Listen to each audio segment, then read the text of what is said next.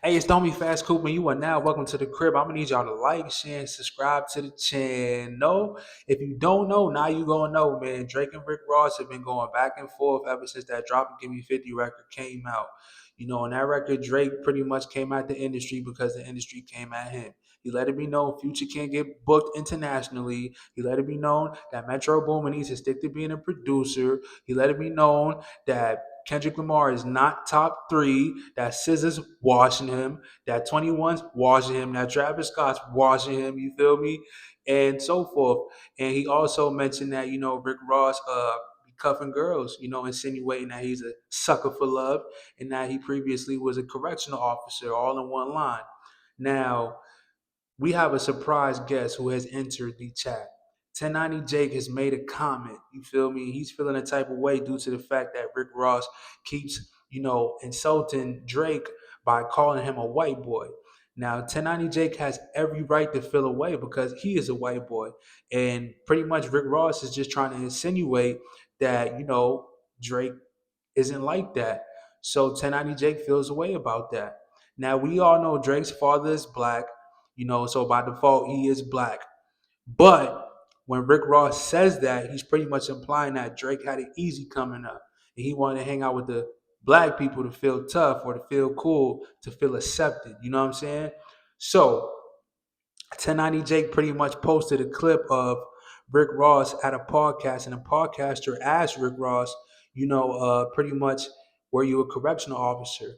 Now, Rick Ross kept it 100 and he said, yeah, I was. And then they asked when, and then Rick Ross said when he was 20. Now, the podcaster follows up pretty much asking, what kind of individuals were housed or jailed. And then Rick Ross said he didn't know because he didn't get a chance to make it that far on the compound. He pretty much was working at the front. If you ever been in jail, there's levels to it. So he pretty much was saying he worked at the front and his attendance wasn't good, so they ended up letting him go. So he didn't get to get that far, allegedly. You feel me? Now the problem is 1090 Jake, you messed up only because unfortunately you are white. So no matter what, with a culture that is predominantly and created by, black people, they're always going to have, a little side eye to you. That's just what it is. You know what I'm saying? Because at the end of the day, it do come down to race, and I can see Drake and Rick Ross squashing it and you not being, you know, cared for in terms of the squash. So you still gonna have to deal with the situation. It's like when you got a family member and they got a boyfriend, and you got a female family member, they got a boyfriend, and they get into a physical altercation. Then they call you, right? You go over there and you start beefing with the boyfriend, and now you guys got an issue for life, right? But your female cousin or your female family member ends up going back in a relationship with that boyfriend. You see what I'm saying? So you don't want to be that person, 1090 Jake. And it's always tough, man, for the white guys.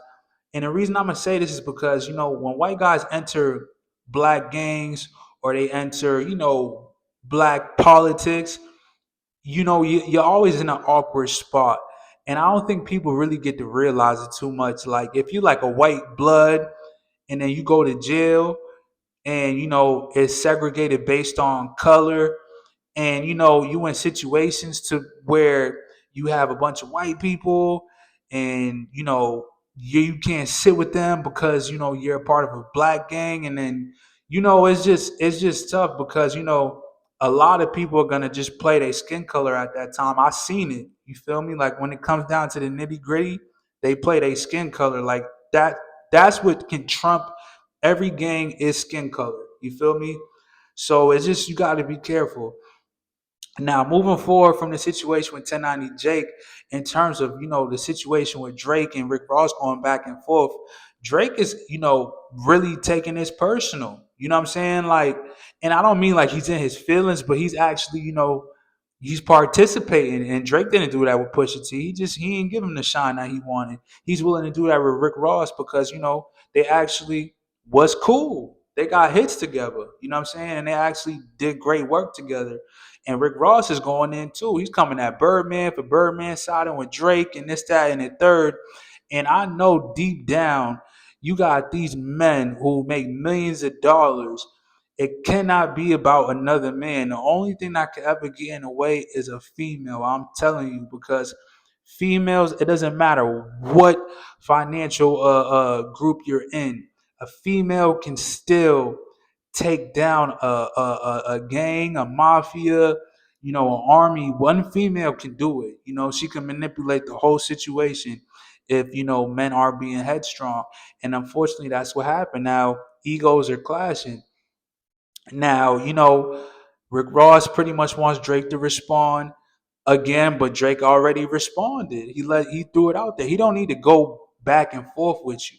He's already dusting the whole industry. He just had a bunch of drummers in front of Magic City, to pretty much troll Metro Boomin. You know what I'm saying? But he really should have did it in St. Louis because Metro's from St. Louis. You feel me? And guess who rocks with Drake from St. Louis? Sexy Red. You dig what I'm saying? So it's just crazy, man, how this is going, man, at the end of the day. But, it is what it is.